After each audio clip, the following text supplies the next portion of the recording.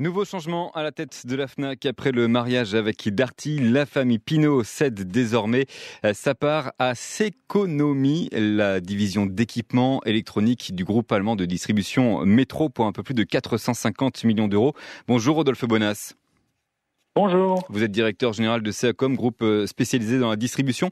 Pourquoi, selon vous, ce désengagement de la famille Pinault qui a pourtant porté à bout de bras le distributeur pendant des années ?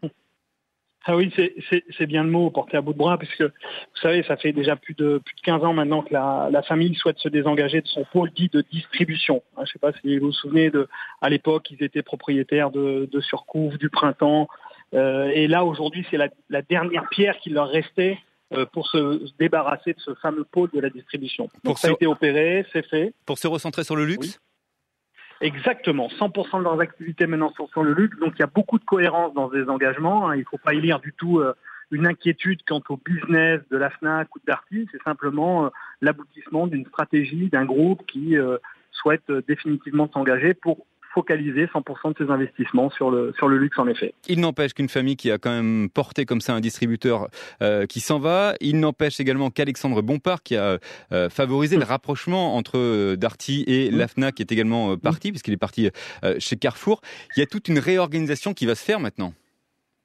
Alors, tout à fait. La réorganisation elle est déjà totalement enclenchée, puisque vous savez qu'il y avait le premier étage de la fusée avait été de bien sûr mettre en bourse la Fnac, qui était déjà un gros pari à l'époque. Puis deuxième étage de la fusée, c'est en effet ce rapprochement avec Darty, où il y avait une guerre à couteau tiré pour finalement récupérer la fameuse pépite qui est Darty.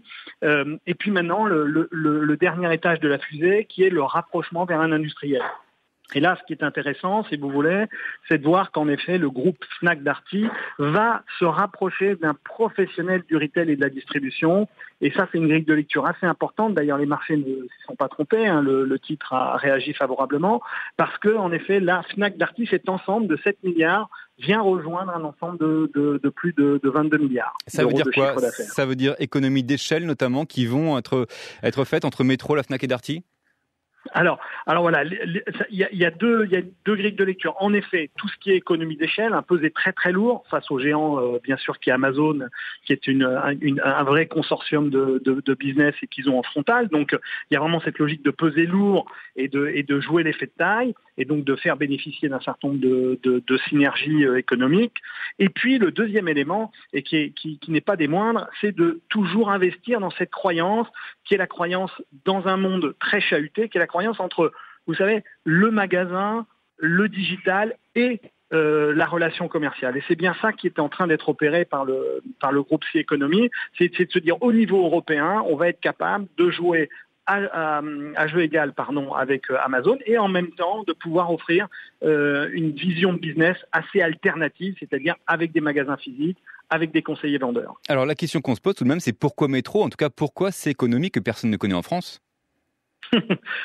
Personne ne connaît en France parce que Ceconomy, c'est tout nouveau. Il faut savoir que le groupe Metro avait dans ses branches une branche dite alimentaire qui a conservé le nom Metro avec les cash and carry qu'on peut connaître en France. Et puis une autre partie qui sont des marques plutôt orientées comme Darty ou la Fnac avec Media Market et Saturn en particulier, qui eux sont vraiment autour de ce business de l'équipement de la maison. Et ça a été créé très récemment par le groupe Metro.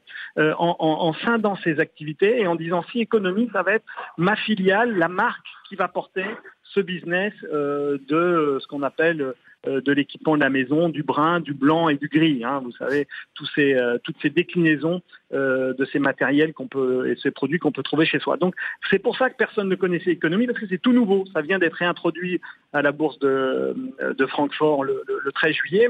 Et je vais même vous faire une confidence. Je pense qu'en réalité, les discussions entre Fnac Darty et le groupe Metro ne datent pas d'hier, mais il a fallu d'abord créer Ceconomy et le faire exister pour pouvoir annoncer le rachat de Fnac Darty, du moins des participations de Fnac Darty. Mais ça veut dire quoi ? Ça fait un peu de temps. Ça veut dire quoi ? Ça veut dire que cette marque Ceconomy, il va falloir qu'on apprenne à la connaître en France. Elle va être visible quelque part ?